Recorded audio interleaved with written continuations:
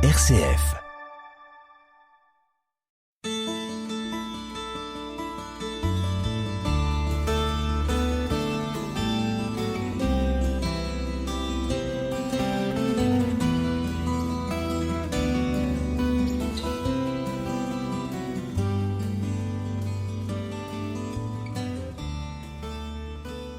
En ce temps-là, voyant Jésus venir vers lui, Jean le Baptiste déclara : « Voici l'agneau de Dieu qui enlève le péché du monde. C'est de lui que j'ai dit : l'homme qui vient derrière moi est passé devant moi, car avant moi il était. Et moi je ne le connaissais pas.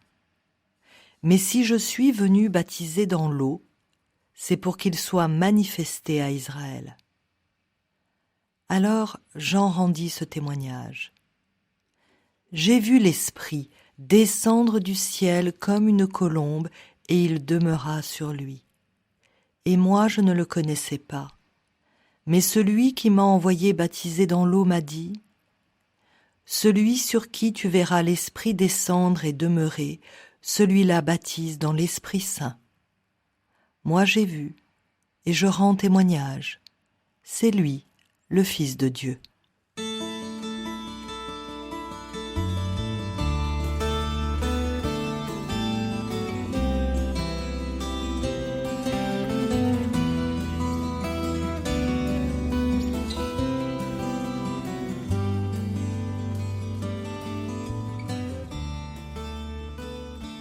Dimanche dernier, nous fêtions le baptême du Seigneur.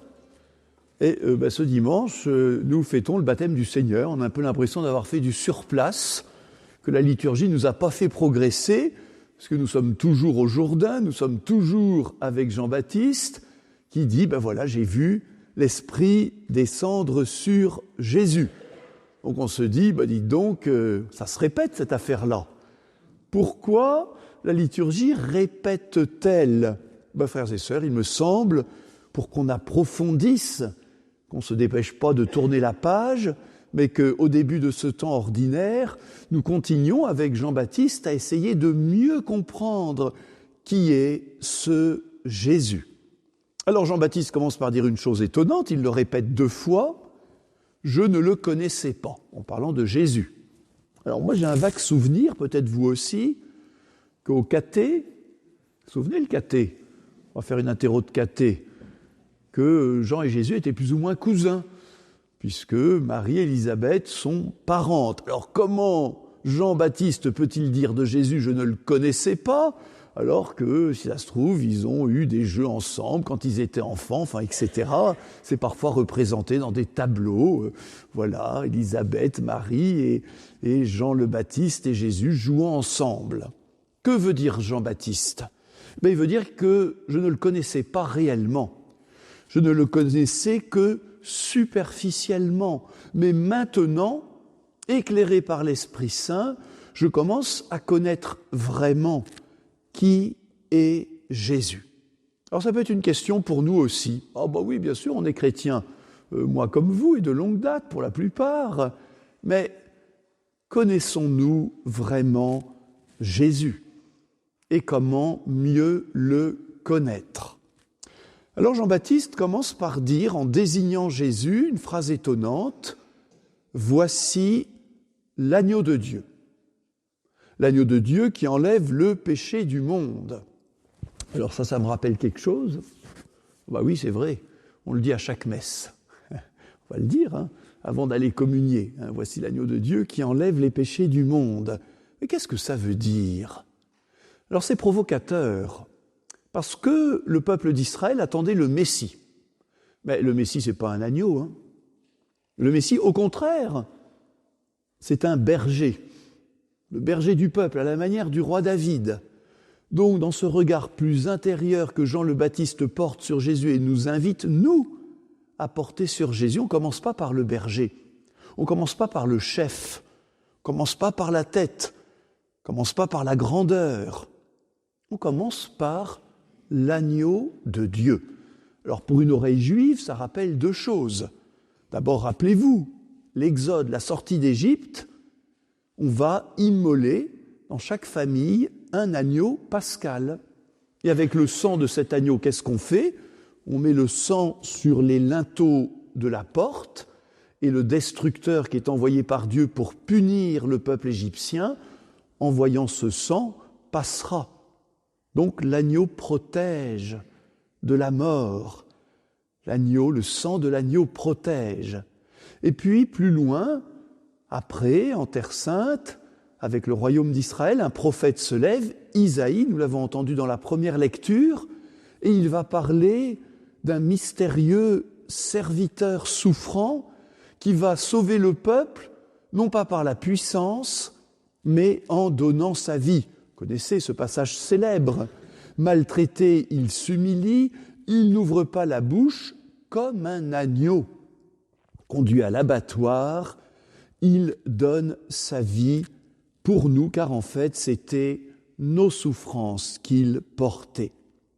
Donc Jean le Baptiste nous invite à connaître Jésus plus intérieurement, en l'envoyant d'abord non pas par sa puissance, mais par sa vie donnée. Bon, en fait, l'agneau de Dieu, c'est Jésus qui va se sacrifier, qui va donner sa vie pour nous sur la croix.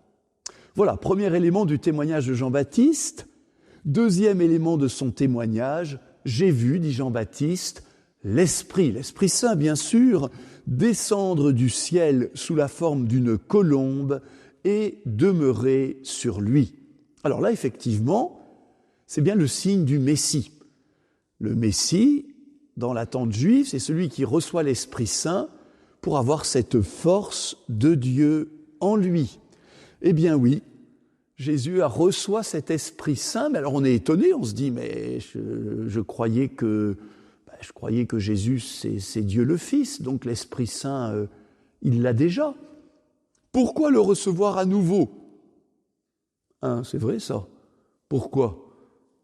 Pour ceux qui ne sont pas cryogénisés là. Pourquoi Jésus reçoit l'Esprit Saint? Eh bien, pour nous. Pour nous. Alors je prends une comparaison, ça va peut-être vous surprendre, mais après tout, on n'est pas loin d'un pays de Champagne, n'est-ce pas? Voilà, quand on va à un mariage, je ne sais pas si ça se fait encore, mais le truc très spectaculaire, c'est qu'on met en cercle toutes les coupes de champagne, on les met en pyramide, et tout en haut, il n'y a plus qu'une coupe.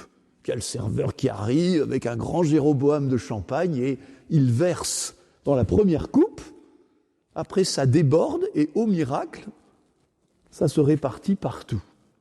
Eh bien, c'est ça que fait Dieu. Il répand sur Jésus, qui est en haut de la pyramide, l'Esprit Saint, pas parce que Jésus en a besoin, mais pour que de Jésus, par Jésus, eh bien, l'Esprit Saint descende sur toutes les coupes. Les coupes, c'est nous. Alors, attention, il y a juste un truc, c'est que pour que ça marche, il faut que les coupes soient bien serrées près de Jésus. Voilà, si on est décollé de lui, ça tombe à côté. Et bien voilà, donc Jean le Baptiste voit l'Esprit descendre sur Jésus, mais pour nous, et d'ailleurs il le dit, lui baptisera dans l'Esprit Saint. Moi je me contente de baptiser dans l'eau, c'est un signe de conversion, pénitence, très bien, une sorte de première purification, mais lui Jésus, il va vous baptiser, nous baptiser dans l'Esprit Saint, dans cette puissance de l'Esprit. Donc l'agneau de Dieu, celui qui est vraiment le Messie, le Christ, vous savez que c'est le même mot, Messie c'est en hébreu, Christ c'est en grec, dans la puissance de l'Esprit et qui nous la communique.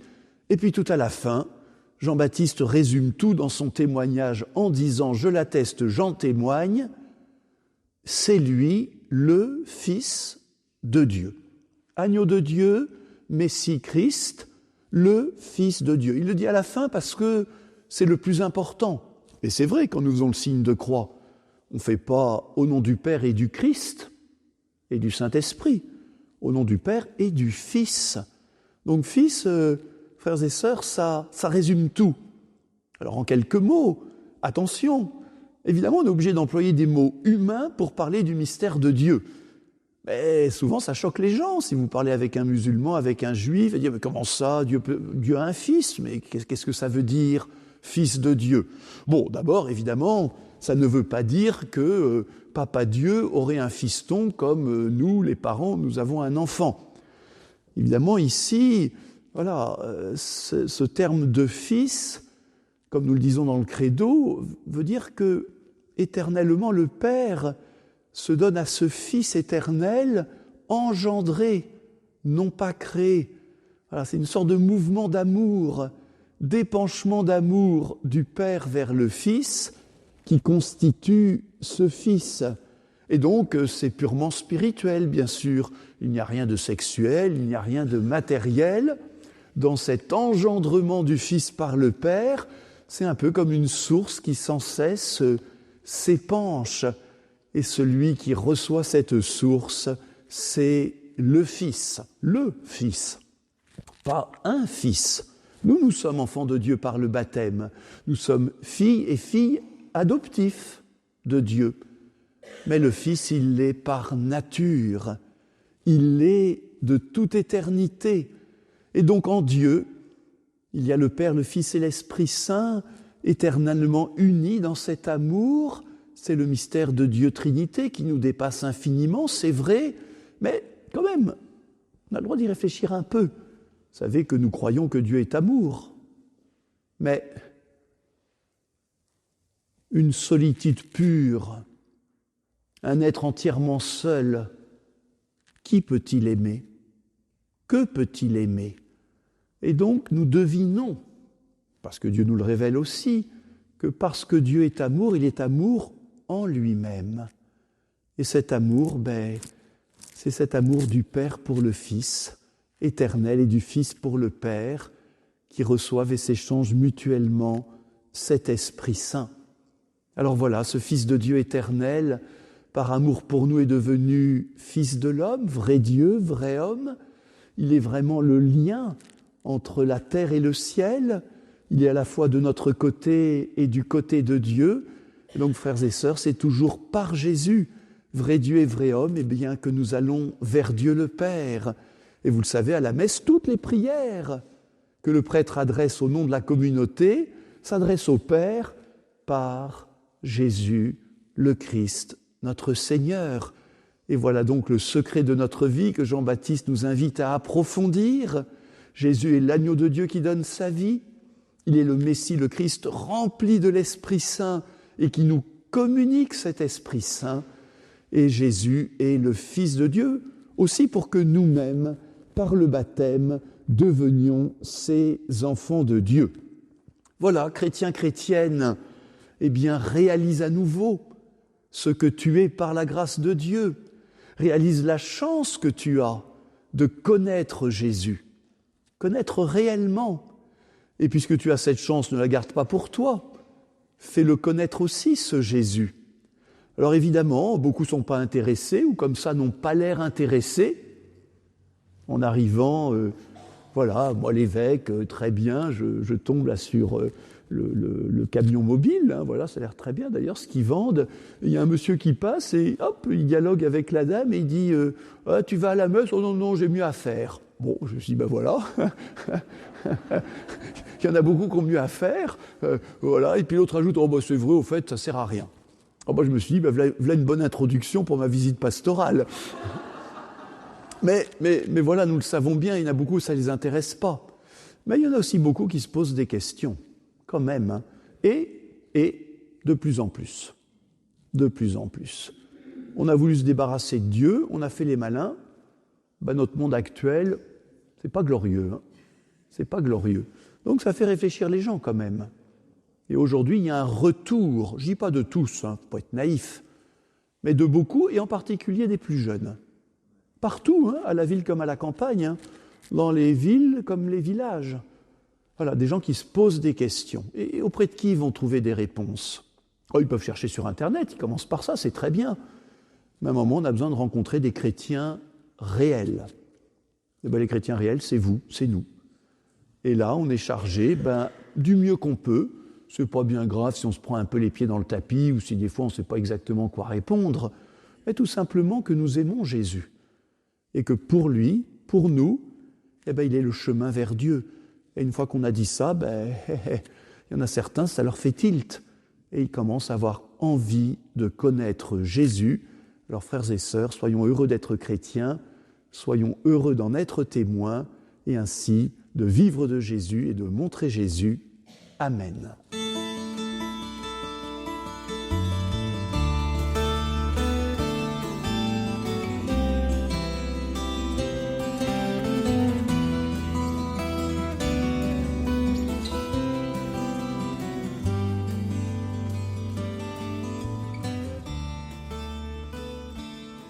Notre Père qui es aux cieux, que ton nom soit sanctifié, que ton règne vienne, que ta volonté soit faite sur la terre comme au ciel. Donne-nous aujourd'hui notre pain de ce jour. Pardonne-nous nos offenses comme nous pardonnons aussi à ceux qui nous ont offensés. Et ne nous laisse pas entrer en tentation, mais délivre-nous du mal. Car c'est à toi qu'appartiennent le règne, la puissance et la gloire, pour les siècles des siècles. Amen. Honneur et majesté à l'agneau de Dieu. Louange et sainteté à l'agneau de Dieu. Je vois un peuple immense venu proclamer. Tous les hommes et les anges venus te chanter. Sois loué, agneau de Dieu. Sois loué au roi des cieux. Sois loué aux majestés. Sois loué pour l'éternité.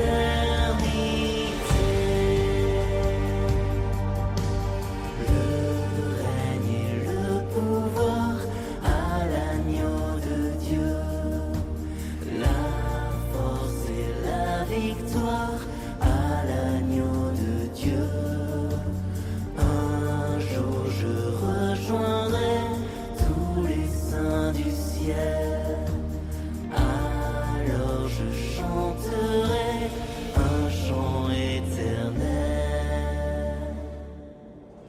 Sois loué, agneau de Dieu.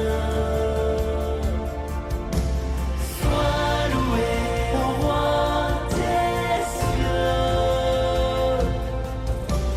Sois loué aux majestés. Sois loué pour l'éternité.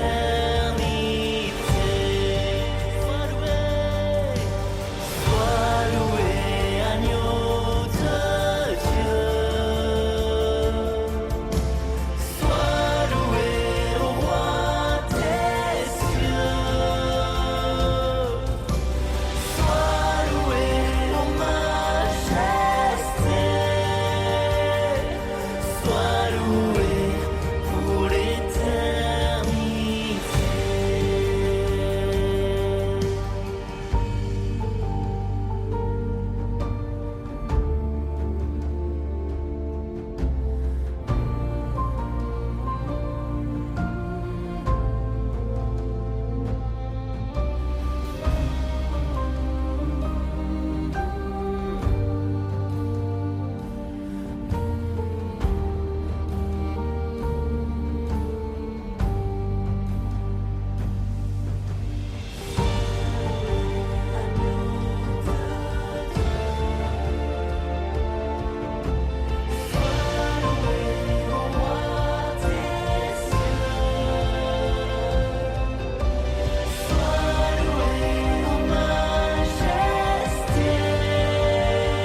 Sois loué pour l'éternité. Sois loué, agneau de Dieu. Sois loué au roi des cieux. Sois loué aux majestés. Sois loué